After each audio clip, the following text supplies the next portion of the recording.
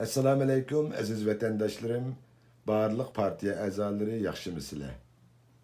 Həminizlərinin xəbri boğunudək, biz bir qancha ay ilgiri vətənimizni resmi Xitay Komünist hakimiyyəti tərəfindən qanunsuzlarca besiylanğan dövlət, besiylanğan zimin deb etiraf qilish haqqında bir petitionni Amerikanın Ağ Sarayıga yollagan edik.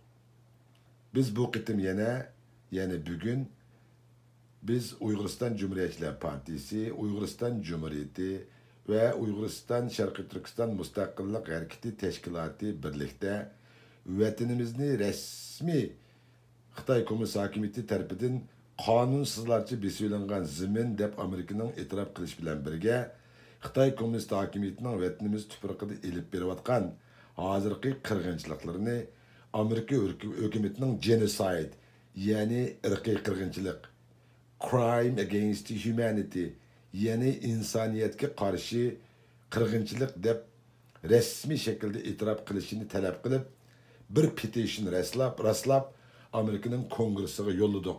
Şuna barlıq vatandaşlarımızın, barlıq partiya azalarının bir minut vaqtinizlarni chiqarib, bu petitionga imza qo'yish orqali vətənimizni Amerikanın resmi şekilde besiylanğan dövlət deb etiraf qilishini ve Xitay Komünist hakimiyyəti ve onun ilib beriyotgan qirg'inchiliklarni resmi şekilde irqiy qirg'inchilik deb atışını qo'lga keltirish uchun bir kishilik hassanlarni qo'shishga chaqiramiz.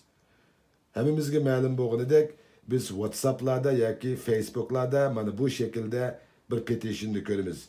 Onunda sign in petition degan bir xat var, yani bu petitionga qo'l qo'ying degan.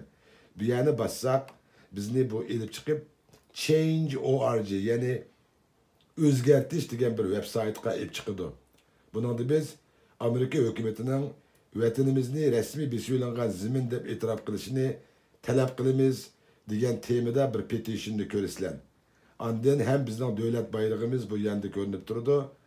Shuna bilan biz bu yerda oldi bilan o'zimizning ismini, masalan Ablajon, ondan family ismimiz Leylnaman, ondan özümüzdeki e-mail adresi, yani ilxat adresimizni yazıp, ondan biz bunun aslında sign this petition degan yani bassak, biz bu petitionga resmi şekilde qo'l qo'ygan bo'lamiz.